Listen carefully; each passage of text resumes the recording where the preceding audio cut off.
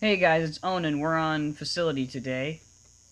I've got my AK-47 as per usual, you know, the one I always use. And I'm heading towards the hammer and killed that guy. So now I got a guy over here. I've got two people actually, and I try to do a fancy grenade there and knock him down. As I said before, I like to do that little blind fire trick where I take a chance and I just blind fire and then I I start aiming again. And it does help. One thing to note is that when I ever shoot somebody and they're trying to dodge like that, I tend to just stop shooting and then, because when you're shooting, your aiming is a little bit slower. So you have to stop shooting, and plus the recoil, obviously. So the recoil is going to mess you up as you're moving your reticle. So that's what was happening there. But anyway, now I got the T-bolt, and I am going to just, the facility, as I said before, is just about this spot here. It's pretty much King of the Hill. Like, this map and Team Deathmatch is King of the Hill. It's whoever can take control of the T-bolt spot. I'm not gonna hide from the fact that I'm camping here. I'm definitely camping. Like, no lie.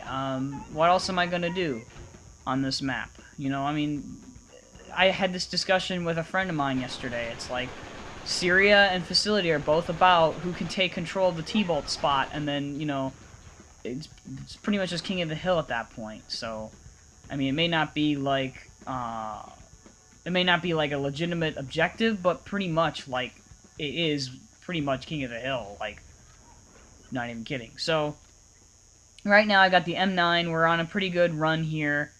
I'm walking casually along. See, having a slow pace, instead of rushing around everywhere like your head is cut off, really helps. Like, not going to lie about that. As long as you have a good pace in any given match, you'll do fine. Now, see, this side right here, I was just like, screw it, I'm throwing a cluster bomb, I'm sick of these people, and it was worth it. And that's what was my thought process right there was. I thought I would have been able to get them before they would kick me off, and I could just, drop down, but, it happens. So now we're just, again, I'm going towards the boiler room, which leads up to the T-bolt spot, and that's where I gotta go because they're gonna camp there and they're gonna be all over there. Pretty much, if you cut the map off right where I'm standing, or like right where I'm about to go past here, it wouldn't matter. Like, the map would play out the same way. Pretty much the areas outside the T-bolt spawn, the T-bolt area, are just your spawn areas. Like, it doesn't... that's it. And then the real action is all up on the second floor. Like, you never see anyone on the bottom floor unless they're marked. And even marked people, though, they tend to go to the T-bolt spot anyway, because it's a difficult spot to get people out of. But now I'm going towards the tractor spot, because I know for a fact that that is how I'm going to flank them, or how I'm going to get to the T-bolt spot safer without being seen. See, like, I'm flanking right here. I get him. That was really close. I was out of ammo, I'm pretty sure. And then this, I just, do that. I throw the grenade down, jump away to go down below, and then I'm going back around so that they think that I'm still down, I'm still by the tractor, but I'm actually not. I'm actually coming up the stairs here. And I check there, and I check behind me, and lo and behold, they chased me. Like, seriously? I don't understand why that guy chased me, but... he absolutely wanted to get me. And then this guy just kicked off. Nothing too fancy. And now I'm going towards T-bolt spawn again. Nothing too fancy here. And then now I realize that the hammer might be up already, or has already, gotten taken, which is a big deal. And then this guy's lagging, like, not even kidding. And I try to throw the cluster bomb to kill, him, and it lags out, and then finally it goes off, and right when all the people are gone. That guy was really lagging, and that really just annoyed me. That really just bothered me. Like, I was like, wow, I wasted my freaking kickback. Great. Yeah, and this was way back when I was using the cluster bomb, so, which is something I never used. And then Speedy G here, yeah, that was pretty dumb. It's possible to beat that tactic, but You just have to be the one that starts shooting first, and you have to catch them when they're not strafing. Because if they're strafing, like as soon as they start shooting you, then you really can't do anything about that. And you know, I feel like that if that's the only use Speedy G has, let it have that use, honestly, because like it's so bad to use it for anything other than strafing. Now it's double damage. I'm just hiding here. This guy's trying to hide on the same spot as me.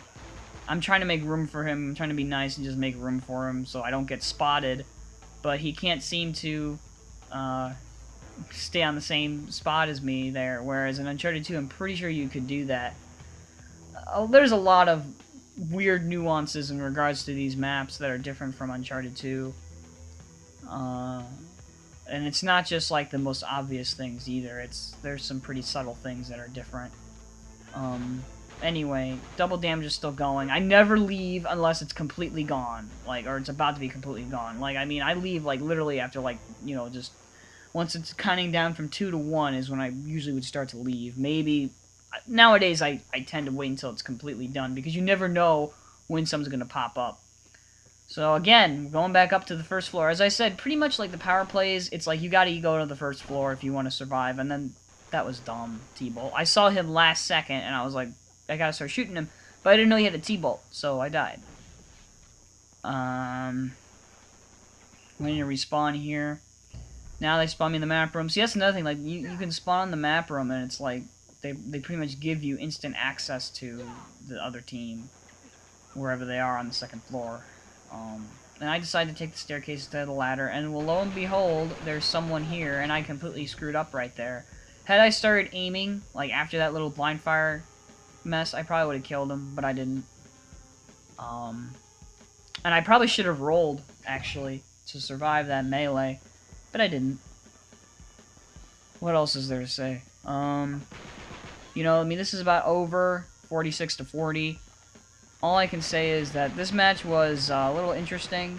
You saw some things here, like that right there. That was a good example of blind firing first and then starting to aim.